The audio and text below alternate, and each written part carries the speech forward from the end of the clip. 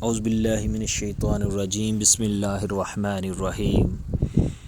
خواب میں پیاز دیکھنے کی تعبیر۔ حضرت ابراہیم کرمانی رحمۃ اللہ علیہ نے فرمایا ہے کہ خواب میں پیاز دیکھنا حرام، مال، بدی اور ناخوش بات ہے۔ اگر خواب کا دیکھنے والا نیک اور پارسا ہے اور کوشش سے اپنے آپ کو حرام کھانے سے روکتا ہے تو اس میں خیر ہے، برکت ہے۔ اگر پارسا نہیں ہے تو مال حرام جمع کرے گا اور اس میں ہمیشہ بری باتیں سنے گا، خاص کر اگر پیاز سرخ دیکھا ہے۔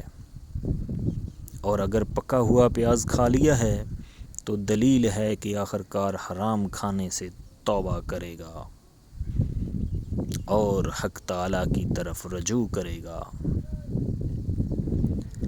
حضرت جعفر صادق رحمۃ اللہ علیہ نے فرمایا ہے کہ خواب میں پیاز کا دیکھنا 3 وجہ پر ہے۔